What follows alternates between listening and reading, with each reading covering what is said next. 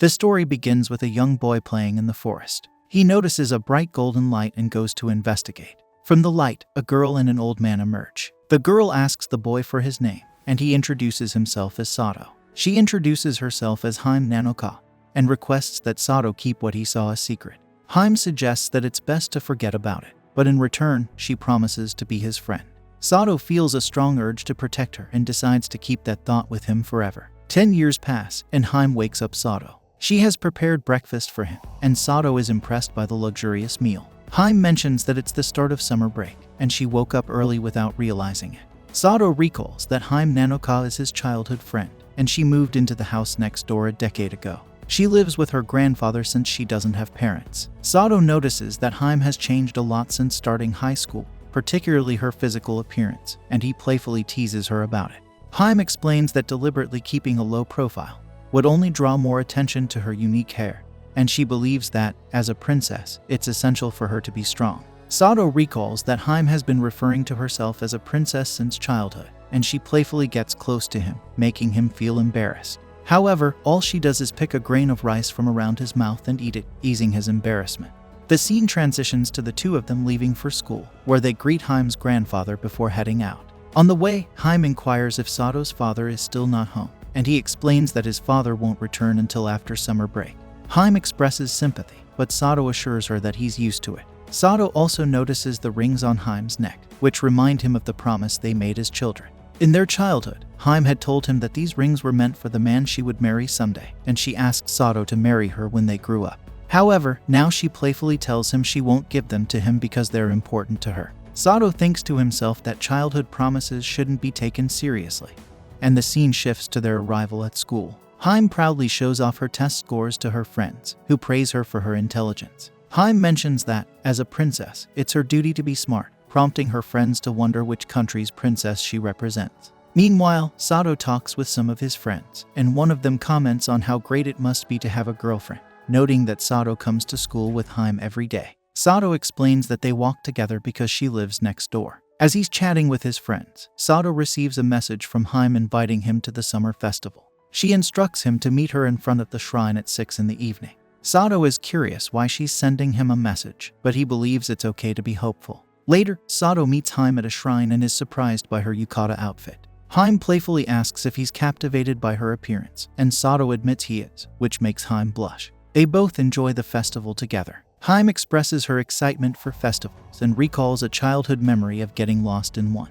Satou had held her hand to keep them from getting separated, and Hime thought he was cool back then. Satou wonders if he's still cool now, and Hime playfully says she doesn't know, suggesting they get some food. Hime buys Choco Banana, and at a shooting stall, she asks Satou to win a stuffed toy for her. Satou hesitates, worried about their relationship, but he also doesn't want things to stay the same.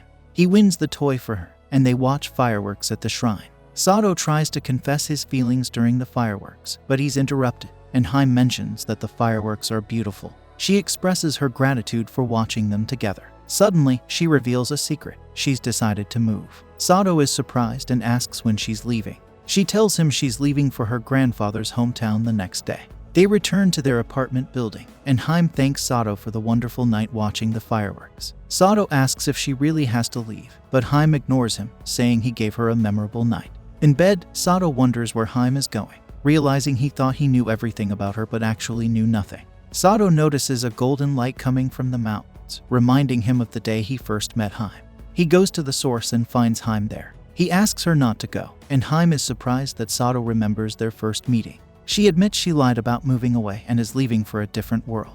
She reveals she's going to get married as she's a princess. She bids farewell to Satou, who decides he won't just watch her leave. He steps into the golden light, waking up in a palace where he witnesses Hime marrying a prince. Wedding attendees are surprised to see Satou, and the priest asks Hime to perform the sacred kiss. Satou calls out to Hime, and the prince questions who he is. A monster then enters the palace, known as an abyssal creature. Hime's grandfather, Alabaster, tries to fight it but is distracted by seeing Satou in this world, leading to the monster defeating him. Alabaster, Hime's grandfather, asks Hime to give the ring of light to the prince. Still, Hime notices that Satou is in danger and kisses him instead. She gives him her ring, and the prince believes Princess Crystal has made her decision. He hands Satou a sword, leaving Satou confused about what to do with it.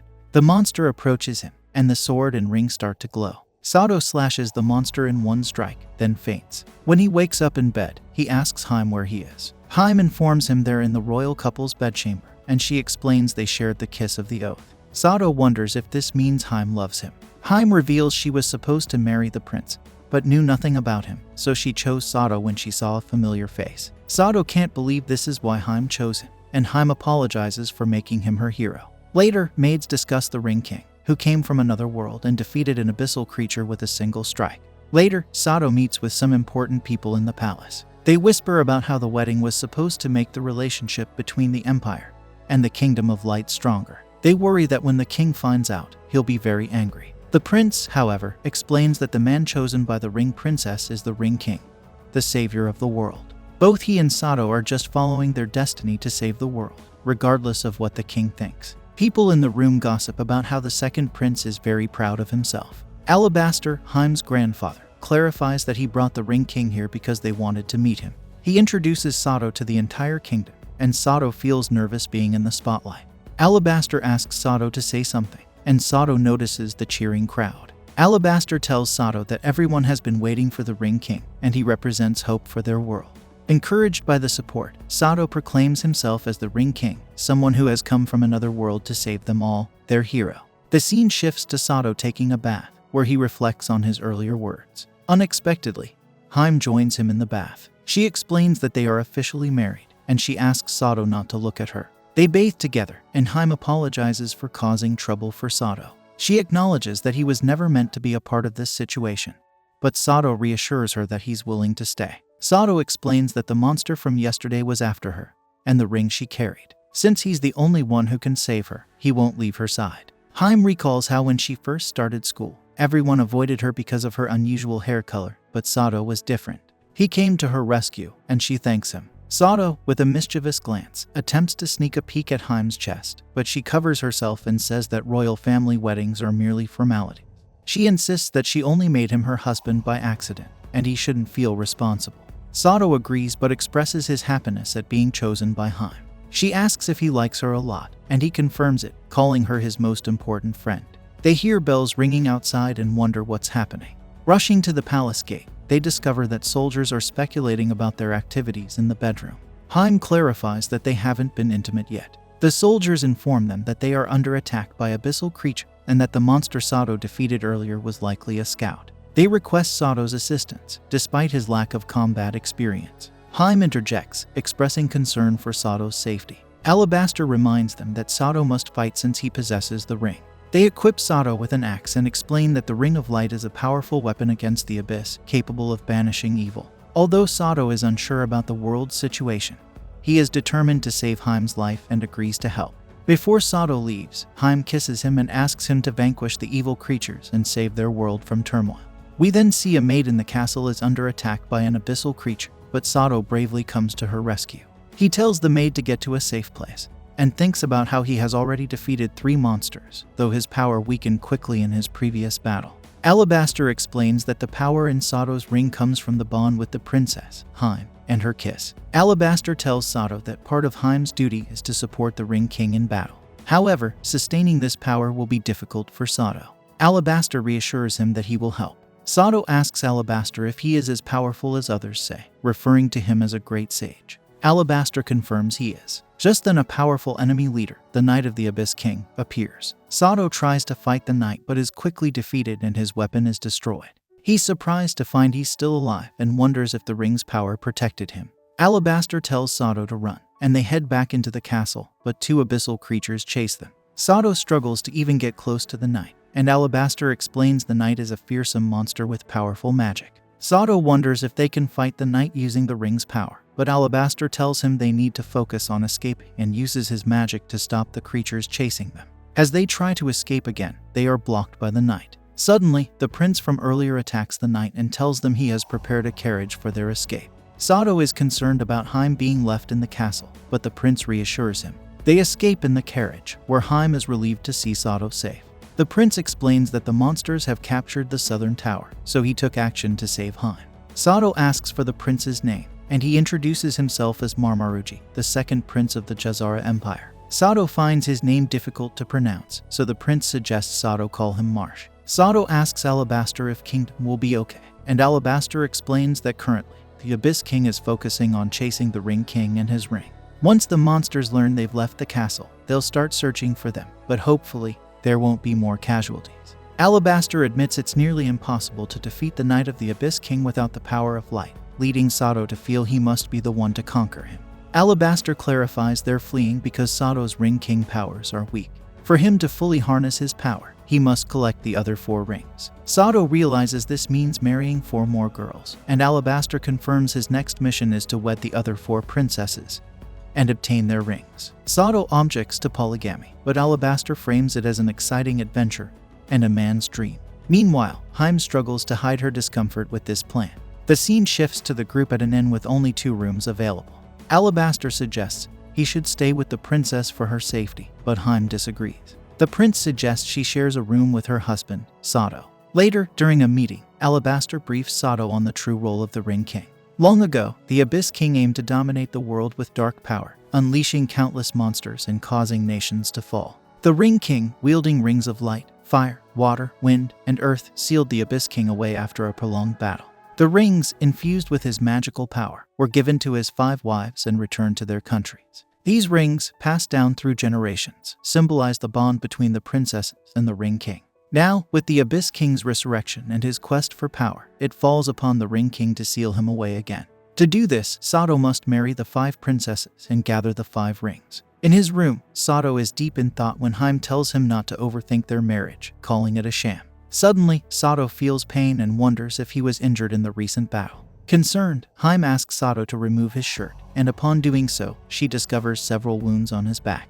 Blaming herself for choosing him as the Ring King, Hime runs away in tears. Worried, Satou goes looking for Hime and encounters Mars. He asks if Mars has seen Hime, and Mars confirms she just ran past him. Mars sympathizes with the heavy burden of being the Ring King, but Satou insists it's not overwhelming. Mars thanks Satou for taking on the Ring King role, freeing him from that duty. He observes that Hime must be special to Satou, given his journey from his world to follow her. Mars encourages Satou, saying pursuing love is not easy and should be a source of pride. Apologizing for the delay, Mars directs Satou to the backyard where Hime might be. Satou rushes off, leaving Mars admiring his courage. In the backyard, Satou finds Hime and confesses his feelings for her, clarifying it's more than friendship.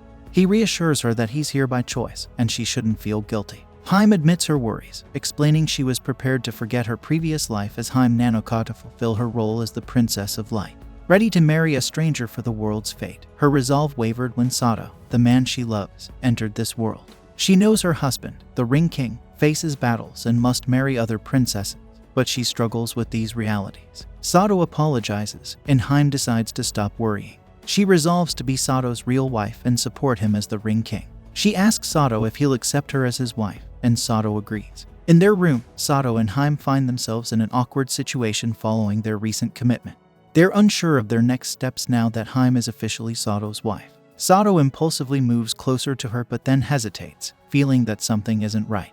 He notices Hime is trembling and decides to stop, telling her they shouldn't rush into things. Satou expresses his desire for their first intimate moment to be more meaningful, having waited 10 years for this. He suggests they take their time as a married couple, leading to a shared kiss. The next morning, Alabaster asks them how they slept. Hime says she slept well but internally says that she couldn't sleep at all. Alabaster is disappointed to hear that they didn't take their relationship further despite the romantic atmosphere. Satou and Hime are shocked to learn Alabaster was watching them. Alabaster reassures them that strengthening their bond is crucial, as it powers the Ring King. Mars arrives, bringing Satou and Hime cloaks to blend into their surroundings. Alabaster then announces their next destination is the Elf Country, known as Lanka of the Wind, where the Ring of Wind, an elven heirloom, is located. He teases Satou about the elves' renowned beauty, but Hime reminds him that she is Satou's true wife. Elsewhere, in Lanka, the elven princess expresses her disdain for the Ring King. Alabaster recounts that Lanka, a hub of knowledge, was once a sacred place. However, 50 years ago, a gust barrier appeared around it, changing the nation. Alabaster recalls visiting Lanka before the barrier existed. As Satou and the group approach the barrier, a bear-like creature attacks them. With no escape route due to the barrier, they find themselves running from the wild animal. Satou hears a voice guiding them to safety, leading him and the others into a tree. The barrier then sweeps the bear away. They meet the owners of the voices and realize they are elves. Alabaster thanks the elves for their help and starts explaining their situation. But Satou interrupts, revealing he is the Ring King in search of their princess. Hime quietly scolds him, noting that not all nations with rings are eager to join their cause. The elves agree to escort them to the palace but warn that things might not go as expected. The elves explain they must travel through the roots of a giant tree to reach Lanka, admitting the narrow path is inconvenient but keeps large beasts out of the city. Once in the city, they are taken to the throne room, where they find the throne empty. Hime then spots the princess hiding behind the throne. Satou introduces himself as the Ring King from another world to the princess. She inquires if Satou is married and have they already done it.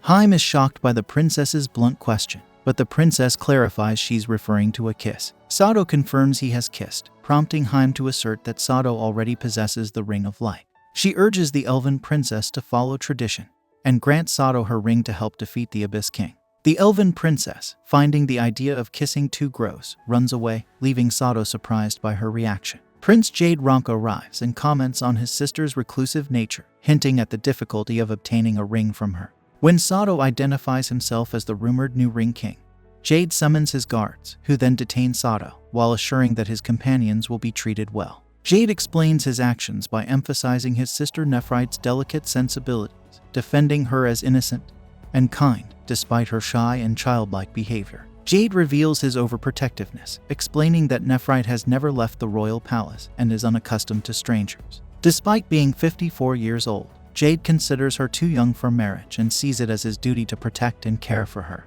He then informs Satou that he will be detained for the next 80 years, until Nephrite matures, leaving Satou locked up as he departs. After Jade decides to imprison Satou, an elf questions his decision, but Jade confidently states that their impenetrable wind barrier, powered by the Ring of Wind, keeps them safe from any threats, including the Abyss King. Their priority is to safeguard this ring, ensuring their country's protection.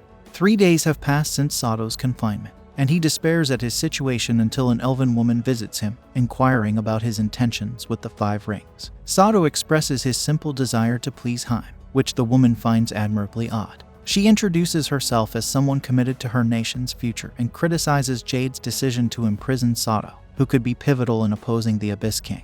Contrary to preserving the barrier for protection, she views it as a restraint on their people. She leads Satou through a secret passage to where the Ring of Wind is kept, revealing it placed in the hands of statues, which Satou assumes to represent the princess's parents. However, their visit is interrupted by Princess Nephrite, who prays to the statues, expressing her determination not to be taken away, and to uphold her mother's wishes to protect their peace. The elven woman explains to Satou that the statues are not mere representations, but the petrified forms of the former elven king and queen. They've become stone guardians, their lives sacrificed to maintain the barrier through the ring's power. Satou is shocked to learn the true guardians of the ring are Nephrite's petrified parents, symbolizing the heavy burden and legacy of protection that the royal family bears. Nephrite overhears a noise, and, suspecting someone's presence, asks them to reveal themselves. Satou, trying to avoid detection, steps out, causing Nephrite to scream and faint. Satou catches her to prevent her from hitting the ground.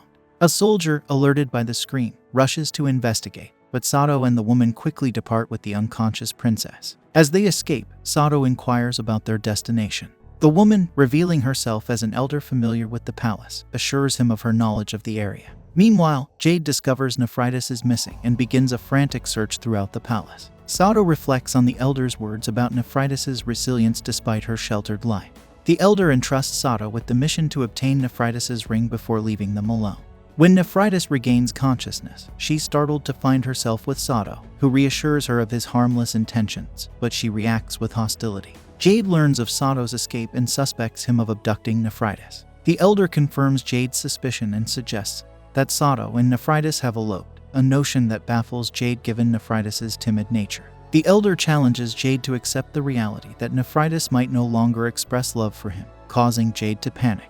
She emphasizes that Nephrite's destiny is to inherit the Ring of Wind, criticizing Jade's overprotectiveness as contrary to Nephrite's interest. Despite Jade's insistence that the ring's current guardians, their petrified parents, adequately protect the nation, he vows to search the elder's residence. Back at the elder's residence, Satou, having washed their clothes, receives an apology from Nephrite for the inconvenience. This simple interaction underscores the burgeoning understanding and dynamics between Satou the princess, and the elder amidst the unfolding events surrounding the Ring of Wind and the protective barrier. Satou reassures the princess that washing their clothes was no trouble, especially after her unfortunate incident. Nephrite admits she's always been afraid of outsiders due to her sheltered upbringing within the palace walls. Learning that Satou hails from another world, she's intrigued but apprehensive, fearing the unknown. Satou explains his world is peaceful and devoid of monsters, sparking Nephrite's curiosity about whether elves exist there. When Satou confirms there are no elves in his world, Nephrite expresses a mixture of disappointment and fascination. Despite her sheltered life, she's curious about the world beyond the palace but is hesitant to confront the reality of it, finding solace in books and her imagination. Satou finds a common ground between them, revealing his journey to this world wasn't driven by special powers but by his desire to be with someone he loves. He encourages Nephrite, suggesting that despite challenges, there's always a way to explore and experience more. Excited by the prospect, Nephrite expresses a wish to see Satou's world, to which Satou agrees, gently reminding her to dress appropriately. Their conversation takes a turn when Jade and others arrive, demanding Nephrite's presence. The moment highlights Nephrite's internal conflict between her curiosity for the outside world and the constraints of her royal life, setting the stage for a decision that could change her life forever. Satou explains to Nephrite that he pursued the role of Ring King solely to be with his beloved Hime, with his current quest being to gather all the rings. He emphasizes that he doesn't want to coerce Nephrite into marriage. The choice is hers. Nephrite, determined, believes her brother will eventually come around to understanding her decision. When they confront Jade, Nephrite, initially shielded by Satou, steps forward to defend Satou's character against Jade's accusations. She argues that despite the ring's current guardianship by their parents, it's inevitable that she'll one day inherit it, acknowledging she can't always rely on Jade's protection. This defiance angers Jade, who accuses her of betrayal, leading Nephrite to reluctantly side with him. Jade then publicly accuses Satou of not only escaping confinement but also kidnapping Nephrite, vowing consequences. The elder intervenes, claiming responsibility for the situation, countering Jade's actions towards Satou as equally questionable. She promises to monitor Satou, to which Jade consents, albeit with the stipulation that Satou and Nephrite must not meet again. In a later conversation with Hime, she expresses concern for Satou's well-being. Satou assures her of his safety, but Hime notes the apparent bond formed between Satou and Nephrite during the ordeal. Satou questions Hime about possibly being jealous of his interaction with Nephrite, to which Hime playfully asks if that's wrong. Satou reassures there's nothing wrong, just as Elder Peridot, Lachma's oldest elf, arrives and introduces herself to Hime. Satou inquires about Nephrite's behavior and its relation to her parents. Peridot shares Lachma's history, explaining the barrier, and Nephrite's demeanor stem from a past event. Nephrite's mother wasn't the first choice for the throne due to her sister, who fell in love with a human traveler. This relationship caused uproar among the elves, fearing the outsider might take the Ring of Wind or had ill intention.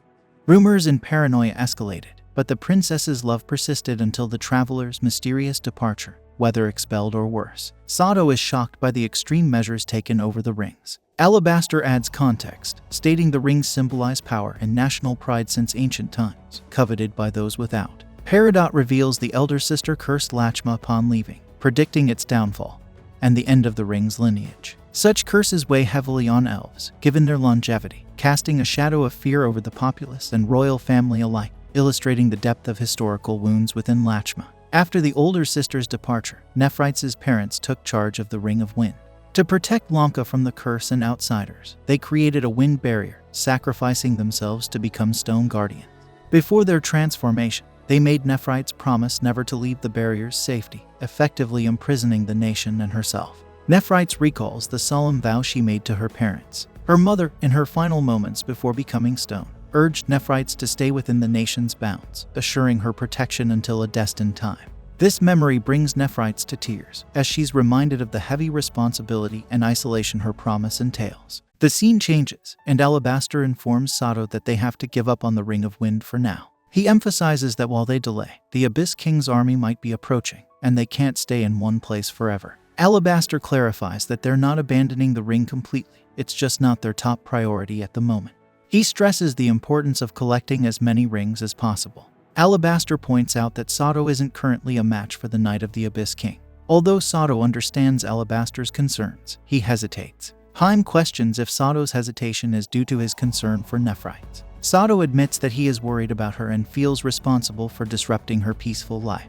Jade notices them leaving, thinking it's a good idea, as the Ring King's story is more of a myth, uncertain even to seemingly immortal elves. Jade believes his duty is to protect the city's people. Suddenly, they learn that abyssal creatures have breached the wind barrier. A powerful monster has torn through, sending monsters into the city. Jade is shocked that the barrier created by his parents has been broken, and more monsters wait outside to attack. Satou and the others attempt to leave the city but notice the abyssal creatures entering. They decide to turn back and defend the ring. To enhance Satou's power, Hime kisses him, and chaos ensues in the city as abyssal creatures wreak havoc. The elder informs Nephrites about the breach and asks if she plans to stay put. Nephrites, committed to her promise to her mother, wants to stay and keep a low profile. The elder suggests that an elf who sacrifices their desires to live isn't truly alive. Later, the Knight of the Abyss King attempts to steal the Ring of Wind. Jade, anticipating her move, confronts her. Knowing the Knight's plan to use the ring to bring the army inside, Jade attacks her. However, the Knight, revealing powerful magic, easily counters Jade. Recognizing her as the Knight who attacked Anicaps, Jade realizes he can't back down and must protect his parents' legacy. The Knight attempts to attack him with wind, but Alabaster intervenes, saving Jade with a spell. Jade is puzzled about the Ring King's presence, and Satou expresses uncertainty about saving Jade. However, he emphasizes that Nephrites considers this place home, and today, he is determined to defeat the Knight.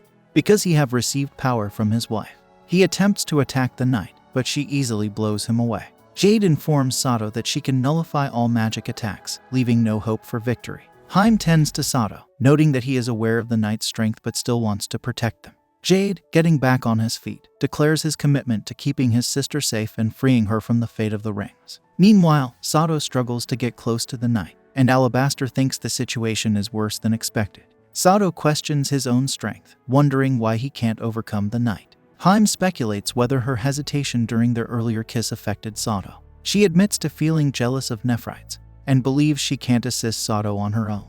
Hime then approaches Nephrites, catching the attention of the elder. Meanwhile, Alabaster suggests to Satou that they should retreat, but Satou refuses, explaining that the creature is after the Ring of Wind. The elder arrives and informs Satou that the Princess of Light has gone to find Nephrites. Confused, Satou questions why she would do this. Peridot, joining others to buy time, mentions that the princess is doing it for him and praises Satou's remarkable life. In another scene, Hime approaches Nephrites and proposes that she marry Satou. Hime shares her own feelings of uselessness, having lost her parents protecting the ring, while acknowledging the heavy burden Nephrites carries. Nephrites, however, insists that her parents sacrificed themselves to cast the wind barrier so that she wouldn't have to inherit the ring. She cannot betray their sacrifice. Hime argues that they are different, pointing out that she is not helpless. She emphasizes that her brother and the elder are currently fighting the Knight of the Abyss King, even though they stand little chance. But Nephrites says that it is their responsibility as ring bearers. Hime tells Nephrites that Satou is putting his life at risk to protect their home. Even though he may not seem like it, he's a really considerate person who won't give up. There's a chance he might even get killed, and she feels helpless not being able to do anything on her own. So, she requests Nephrites to marry Satou and save him. Nephrites opens the door to her room, pondering if she can truly make a difference. The scene then shifts to Satou and others engaged in a battle with the Knight. Hime and Nephrites join the fight with a hammer. Jade questions Nephrites' presence, and she replies that he can scold her later. The two princesses break statues of the Elven King and Queen, deactivating the barriers around Lamka. Nephrites hands the Ring of Wind to Satou, kisses him. Satou looked at the ring and Jade worries about an incoming horde of abyssal creatures without the barrier. However, Nephrites calms him, and Satou, using the power of the rings, emits a light that eliminates all monsters in Lamka. While this weakens the Knight of the Abyss King, Satou attempts to attack the Knight, who counters using the power of the Ring of Wind, destroying her mask. Satou faints. He wakes up later, finding Nephrites and Hime with him. The elder arrives, expressing joy at Satou's recovery and acknowledging the display of the ring's powers. An elven woman, identified as Sumeragdi, thanks Satou for saving Lamka from the Abyss King's army. Satou learns that Sumeragdi is the elder sister of the late Queen of Lamka, who once left the country after losing her lover to the ring. Curious about her return, Satou discovers that the elder reveals herself as the one behind the Abyss Knight's mask. She presents a black ring of wind, explaining that it had controlled her mind but is now useless. Sumeragdi reveals that she cursed her ill fate with the ring and the harsh reality, allowing the Abyss King to exploit her impure thoughts. The Abyss King tempted her to free her from suffering, urging her to choose the black ring. Satou is shocked by the extreme influence of the Abyss King. The elder explains that after the battle with the Ring King, the Abyss King lost its physical form. and its soul got sealed far away in the north at a place called Varna. That's the extent of their knowledge. Alabaster adds that even without a physical form, the Abyss King's minions continue to attack humans relentlessly. With the ability to create black rings for its knights, the threat remains significant. Realizing the urgency, Satou feels the need to collect all the rings quickly. Trying to stand, he realizes he's too weak from using too much power from the rings. The elder points out that using so much of the ring's power would usually be fatal, but his connection with the princesses protected him. She suggests expressing gratitude, and Satou recalls that he's now married to Nephrites. Nephrites, aware of a healing spring in the palace, offers to take Satou there for his recovery. The scene then shifts to Satou, the princess, and the healing spring, where Satou wonders why they're all bathing together. Nephrites acknowledges that she knows about Satou and expresses her desire for guidance from Hime, as Hime became Satou's wife first. Hime, in turn, proudly declares her love for Satou, boasting about the numerous times they've kissed and implying they engage in nightly couple activities. The elder arrives and requests a demonstration of how they've nurtured their love. She shares that, despite her own experiences with humans from this world, the techniques might differ. Viewing it as a perfect opportunity to observe, Hime agrees to showcase their relationship. However, Satou intervenes, not allowing the atmosphere of the place to influence them. The scene shifts to Sumeragi asking the Great Sage about the human she met 50 years ago and whether he was killed. The Great Sage reveals a pendant, a gift from that human. He explains that he's known the human for ages, and the human, wishing for Sumeraga's happiness, now lives peacefully in a distant land. He expresses gladness in conveying these thoughts to her and hands her the pendant. Subsequently, Nephrites bids farewell to her parents at their graves, reassuring them that she's okay now, having found a purpose. Jade approaches and inquires if she's leaving, to which Nephrites confirms. Jade notices that Nephrites has become stronger, and Nephrites decides to join Satou and the others. Satou questions her choice, and she assures him that as a ring princess, it's her duty to assist the Ring King. She also expresses her desire to explore the outside world, as Satou had promised to take her to his world someday. Curious, Hime asks when Satou made such a promise, and the group continues on their journey. The scene shifts to Sumeragdi asking Peridot about the potential happiness of the Ring Princess. It's revealed that Peridot is one of the earliest Ring Princesses. She mentions that all the Ring Princesses she has met so far have never had a happy ending, including the first princess. The new Ring King shows a bit of bashfulness, and this aspect of his personality might lead to positive changes. Sumeragdi overhears people talking about the Ring King's group and discovers that the Great Sage is named Alabaster. Recognizing the name as that of her lover, she learns that Alabaster was the human she had once fallen in love with. Meanwhile, Alabaster joined them and asked them to hurry or they will have to sleep under the star. The story then shifts to Hime having a dream where she is married to Satou. In the dream, Satou tries to be intimate with her, but to her surprise, Nephrites is in the bed instead of her. Confused and thinking that she should be in Nephrites' place, Hime wakes up relieved that it was just a dream. She joins the others and sees Satou serving dinner to Nephrites. Mars asks Alabaster about their next destination, and he mentions they are heading to the Kingdom of Water. Mars expresses his desire to visit the place, and Nephrites accidentally burns her tongue while eating hot food. Satou, who has been spending a lot of time with Nephrites, gets worried. When Hime asks Satou about her dinner, he tells her to serve it herself, making Hime angry and embarrassed. She tries to run away, but Satou stops her. As they continue their conversation, they notice something approaching. Satou wonders what it is, and Alabaster reveals that it's their lucky day, the giant moving country of the Catfolk Knights, the Kingdom of Fire named Nitakita. Satou finds it hard to believe that it's an entire country. Alabaster shares that he was wondering where to find the country, and believes they can't miss the chance. He suggests going to the princess to obtain the Ring of Fire before heading to the Kingdom of Water. Mars is disappointed, and Satou wonders if Mars is eager to go to the Water Kingdom because he has someone important there. Satou asks Alabaster how they'll enter the country, and Alabaster shouts for the country to give them a ride. Someone lowers a ladder, and Alabaster says it's time to go up. Nephrites is afraid of the height, and Satou encourages her. Hime assures Satou that she'll take care of Nephrites, and the scene shows them climbing up the stairs safely. They all board the country and find the inside resembling a market. Hime wonders where the Order of Knights is, and Nephrites explains that Nitakita is the Order of Knights of Fire for the strong catfolk. Merchants seek protection from them, turning it into a massive caravan. Nephrites mentions it aligns with what was written in the book, and Alabaster praises her knowledge. He reveals that the catfolk lost their land in the era of the first Ring King, building a city on moving platforms, eventually becoming a moving tribe providing armed services. Alabaster says it's more fitting to call them mercenary, as the once strongest order of knights has transformed into the safest traveling caravan. Alabaster suggests asking people to guide them to the ring Princess of Fire, but he realizes that the two princesses are missing. Meanwhile, Nephrites explores some books in the market, finding it to be a treasure trove. She also comes across some ammunia and tries to show them to Satou, but he's not around. Hime tells Nephrites that they might have gotten separated. Feeling scared among unfamiliar faces, Nephrites becomes anxious and apologizes for causing trouble. Hime reassures her, saying it's not a problem. Hime then notices some catfolks, finding their cat ears cute. However, Nephrites informs Hime that these catfolks have ancient warrior blood, serving the Ring King with violence. She adds that elven ears are cuter. The catfolk ask if they are lost. Hime explains that they got separated from their friends, and the locals advise them to head to the arena since it's a noticeable landmark. Grateful for the help, Hime thanks them, while Nephrites finds them to be different from what she read in the book. Meanwhile, Satou worries about his companions, but Alabaster tells him to stay calm, reassuring him that Nitikita is a safe place. He suggests they prioritize finding the Ring Princess of Fire. Expressing his concern, Satou notes that they've been attracting attention.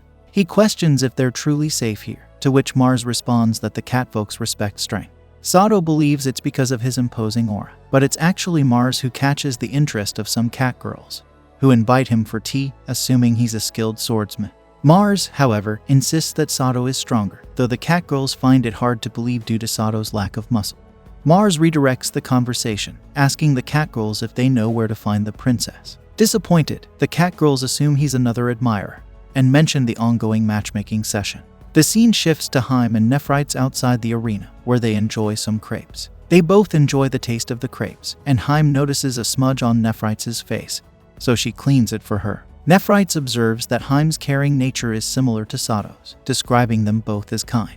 Traveling with them makes Nephrites feel like her parents are watching over her. Hime humbly points out that she can't be like Nephrites' mother since Nephrites is older. Nephrites then apologizes to Hime, expressing that she wanted to apologize because Satou has been taking care of her so attentively lately. Hime reassures her, saying she doesn't mind at all. Hime acknowledges Nephrites as a delicate princess who has been safeguarded for a long time, and she understands that Satou enjoys taking care of people. Nephrites believes that Hime still feels jealous, and Hime accepts this. Nephrites explains that her feelings stem from deep love for Satou, but she can only admire him, acknowledging that her feelings are not as strong as Hime's. She questions her capability to fulfill her duty as the Ring King's wife. As they converse, they notice a battered person emerging from the arena. Satou and the others arrive at the arena and reunite with the princesses. May points out that something seems off after witnessing a man getting beaten. Some girls then invite them to participate in a matchmaking session with the princess. They all enter the arena and observe the cat princess engaging in a fight. She effortlessly defeats her opponent and notices the presence of the Ring King. The cat princess informs Satou that to become her husband, he must be stronger than her and proceeds to attack him. Unfortunately, Satou is unable to match her strength, and she defeats him. Expressing disappointment, the cat princess remarks that she was excited to fight the Ring King but finds him too weak. She suggests he come back for a rematch and leaves, as there are many people waiting for a matchmaking session with her. We then see Satou having a practice session with Mars, but he struggles to land a single hit on him. When it's time for dinner, they take a break, and the chef informs Satou that only strong warriors can hope to marry the Ring Princess of Fire. Currently, no one in the country can beat her, so they've invited men from various races for matchmaking. The chef introduces their princess, Gran Nitikita, as the strongest catfolk princess of this generation. Satou wonders if he can defeat her, and Alabaster suggests using the power of the rings. Satou hesitates, thinking magic is like cheating, but the chef explains that magic is a mage's strength in combat, and many mages also participate in the matchmaking. The chef advises Satou to eat up, emphasizing that he can't win on an empty stomach. Satou follows the advice and eats. The scene shifts to Satou watching Granard in another matchmaking session, where she defeats her opponent with a single strike.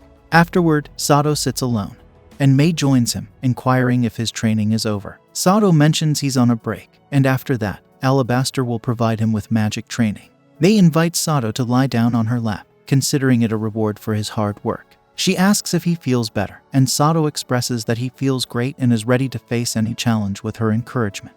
Nephrites notices this and hides. Later, Hime reassures Satou that it's alright for him to feel weak, but Satou disagrees, saying he can't afford to be weak. Hime reminds Satou of his task to marry 5 princesses and collect their rings, suggesting he can use the power of the rings to fight. She explains that the strength of the rings depends on their connections and assures him she'll fulfill her duty. Hime advises Satou not to push himself too hard to be stronger, but Satou believes that would render him useless. Hime jokingly suggests he maintain his slightly useless appearance. Afterward, Alabaster arrives for Satou's training. Following the training, Satou joins Mars for a bath, where Mars praises Satou's performance. Satou expresses surprise at Mars's martial arts skills, as he didn't expect Mars to enjoy fighting. Mars explains that as a royal family member, he must excel in both combat and academia, noting that his father and brother are even more impressive fighters. Satou asks Mars if he thinks he could defeat Granard with the power of the rings. Mars admits he would likely lose in a sword fight against her. A girl offers to scrub their backs, and Satou accepts, but instead, a muscular guy scrubs Satou's back. Later, Granard arrives, suggesting Satou's fatigue must be alleviated by now. She asks Satou to scrub her back, despite his hesitation as a man. Granard insists it doesn't matter, asserting that since Satou lost to her in a fight, it's only fair for him to do something for her. Satou then proceeds to scrub Granard's back and notices the presence of strong muscles underneath her smooth skin.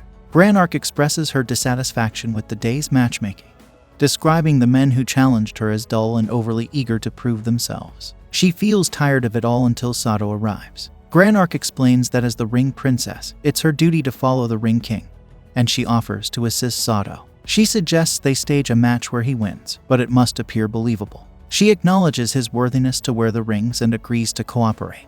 However, Satou rejects her offer, stating he doesn't need her pity. He declares he'll fight with all his strength, and Granard encourages him to do his best before leaving. The scene transitions to Satou training with his sword, determined not to accept this humiliation, as he promised Hime he would get stronger. The next morning, Satou wakes up and sees Nephrites in his bed. He asks when she arrived, and she says she's been there all along. Nephrites checks how he's feeling and mentions that the ring can heal his injuries. She reminds him of his hard training to beat Granard. Satou feels he might still lose, but Nephrites encourages him to use the ring's power to win. She explains that though being recognized by the princess is good, his mission as the Ring King is to collect all 5 rings, even if it means using any means necessary. Satou agrees. Nephrites adds that it's the Ring Princess's duty to support the Ring King. She advises Satou to follow his heart and do what's needed. Satou agrees and goes to train. Nephrites feels disappointed with her limited help, and the scene changes to Satou training with Mars. He surprises Mars with an attack, showing improvement. Satou wonders if he can win at least once out of 10 tries against Granard, but Mars says it's unlikely. He explains that Granard won't use obvious attacks like Satou did and advises him to counter her moves and use his ring's power. Satou continues training while Hime watches. Later, Hime overhears catfolks discussing how Satou touched Granard. She asks for details and learns the truth. In bed, she thinks Satou was only scrubbing Granard, but it doesn't change the fact he touched her. She imagines herself in Satou's place and feels embarrassed. The scene changes to Satou having a rematch with Granard, and people hearing about it gather at the arena to watch. Before the match, Satou meets a knight who was defeated by Granard. Then, he faces Granard in the arena. Hime, not cheering for Satou, is asked by Alabaster why she isn't cheering. Alabaster mentions Satou's efforts to earn Granard's recognition, but Hime believes it's Satou's duty to collect the rings. Meanwhile, the defeated knight finds a ring and hears a voice telling him to pick it up for power. He takes it and interrupts Granard in Satou's match by attacking Satou. Granard intervenes, and the knight summons abyssal creatures, causing chaos. Armed catfolks arrive and fight the creatures, stating they've trained to combat them. Granard orders her subordinates to isolate the area and contain the monsters while evacuating people. Granard battles the knight, whose flames melt her blade. Satou tries to attack the knight using wing magic, but fails, getting thrown back by the knight's power. Granard tells Satou to step back and let her handle things. Satou questions how she plans to deal with the situation when her sword can't touch the opponent. Granard refuses to give up, explaining that her people are descendants of warriors who fought alongside the Ring King. She believes it's their duty to fight alongside him, even if he's unreliable. Satou disagrees with this, admitting he hasn't mastered the ring's magic but can still distract the opponent and disperse its flames. Granard acknowledges the risk but agrees to let him help.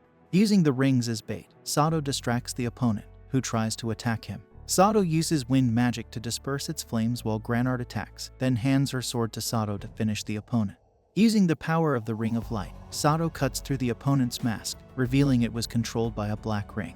The catfolks inform Granard they've dealt with the abyssal creatures, impressing Satou with their strength.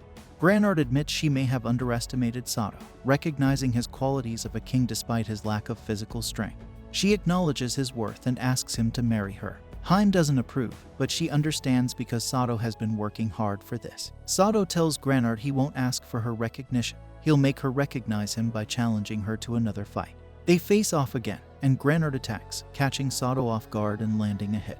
Despite this, Satou refuses to give up. Hime wonders why Satou is still fighting when Granard agreed to give him the ring.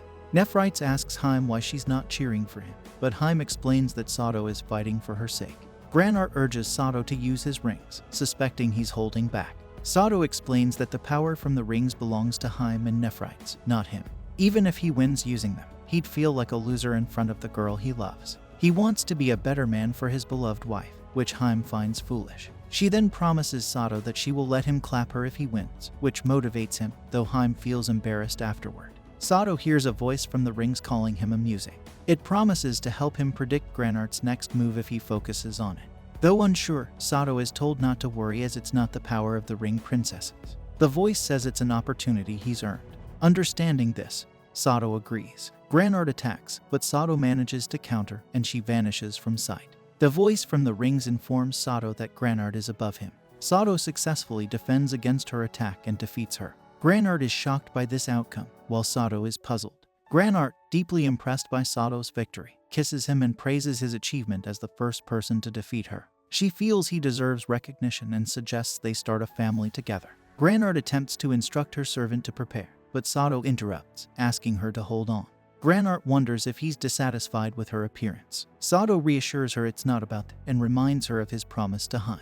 The scene shifts to Hime and Satou in their bedroom. Satou initiates intimacy, but he falls asleep. Hime, realizing he's tired from using the ring's power, finds him admirable and kisses his forehead, thinking he looked impressive earlier. The next morning, Satou wakes up and realizes he's naked in bed with Hime.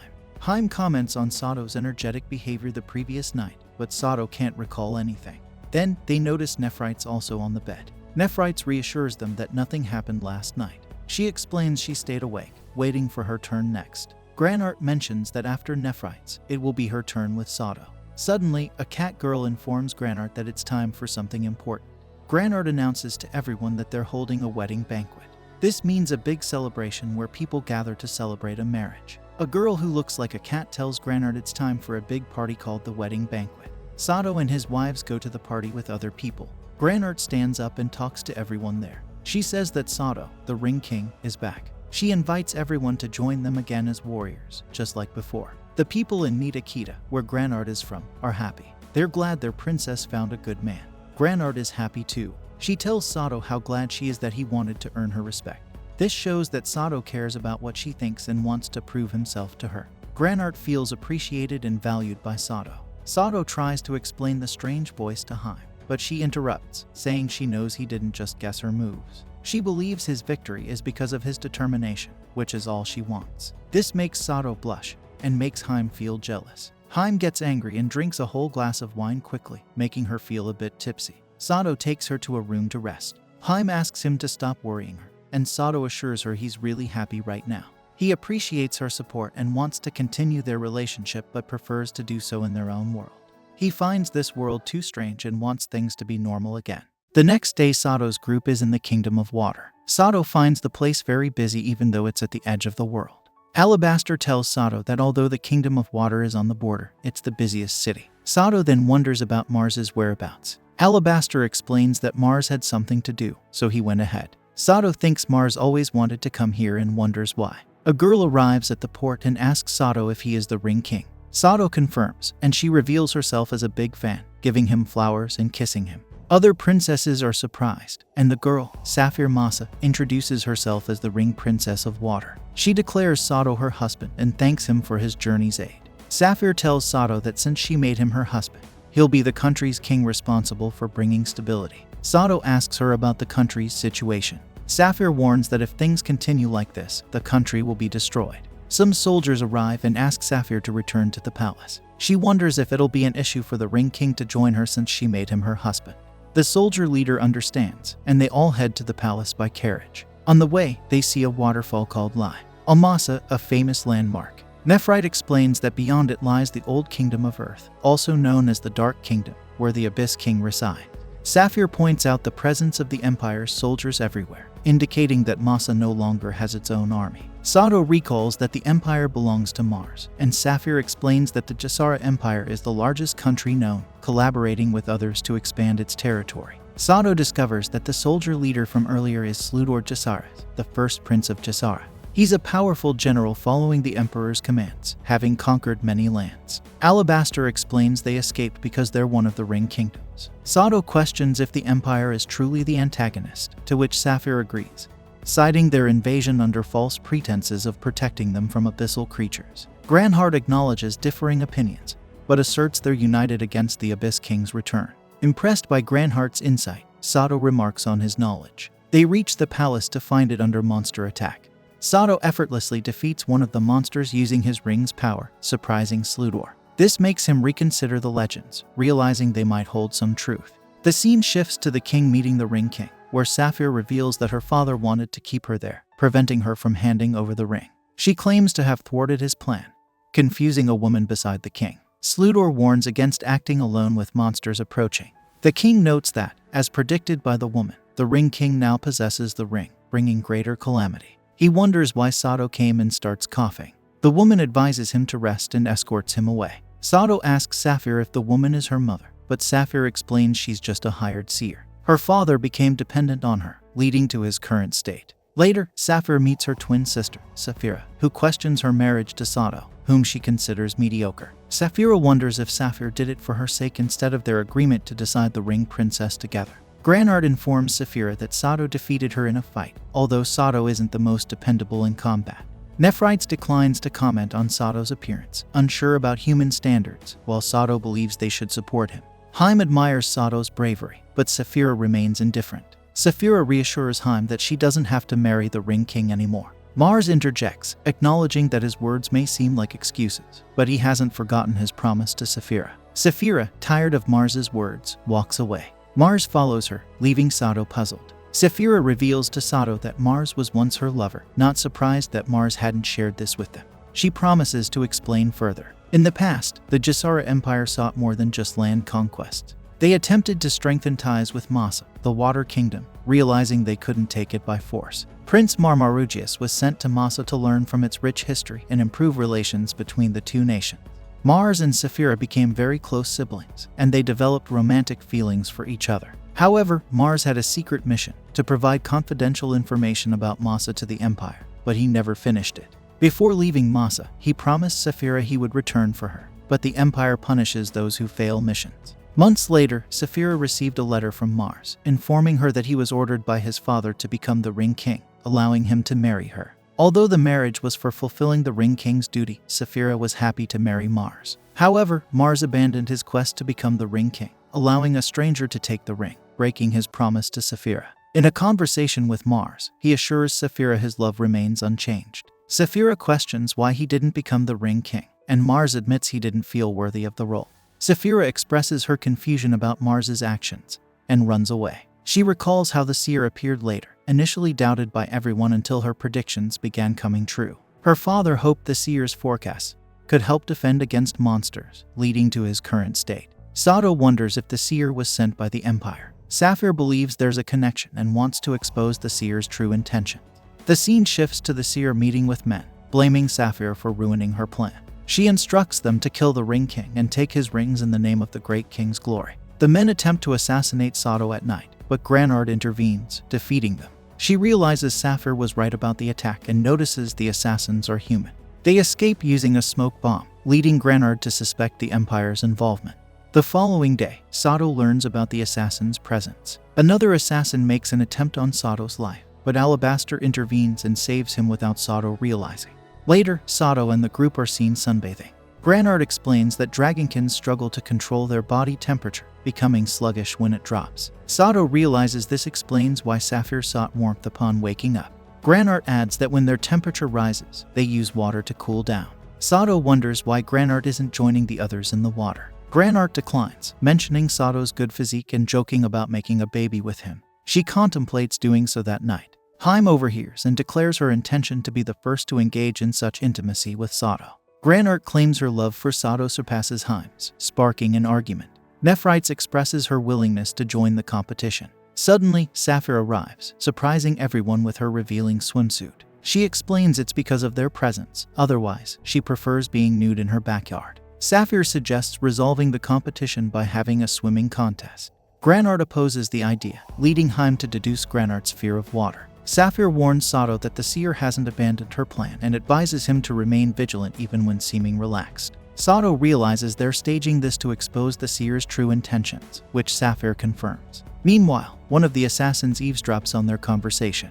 Afterwards, Satou approaches Mars. Satou notices Mars appears troubled. Mars confides that he feels partially responsible for Masa's current state. He expresses a sense of failure. Satou questions why Mars allowed him to become the Ring King. Satou reveals that if he hadn't, he could have married Sephira. However, Mars admits that the weight of the Ring King's responsibilities was too much for him to bear. Satou tells Mars that if he has a valid reason to be the Ring King, he should just take the rings. Mars reflects on Hime's expression, which reminds him of Sephira. Knowing Hime's feelings for him, Mars didn't want to stand in their way. He blames himself for not pursuing what he wants vigorously enough, acknowledging that he didn't take necessary actions to claim what he desired. Despite his father calling him worthless, Mars understands Satou's sacrifices for Hime's sake, making him more deserving of being the Ring King. The scene shifts to Mars speaking with his brother, expressing doubts. Mars tells his brother to reconsider, as they previously agreed not to interfere in Masa. Sluder reminds Mars of their father's orders to send reinforcements. While Mars hasn't been forgiven for defying the order not to become the Ring King, he has gained the Ring King's trust. Sluder emphasizes their plan's importance, seeing it as Mars's redemption. Mars feels obligated to meet their father's expectations, with the Jazara's empire being the only place he can return to. As Mars walks away, he encounters the seer. She urges him to seize the rings for himself, claiming it's the Emperor's command. She reveals that in 3 days, a monster army will attack Masa, suggesting Mars use the chaos to kill the Ring King. This brings an end to our episode. See you with the new episode next week. Until then, subscribe to our channel and check out our other videos.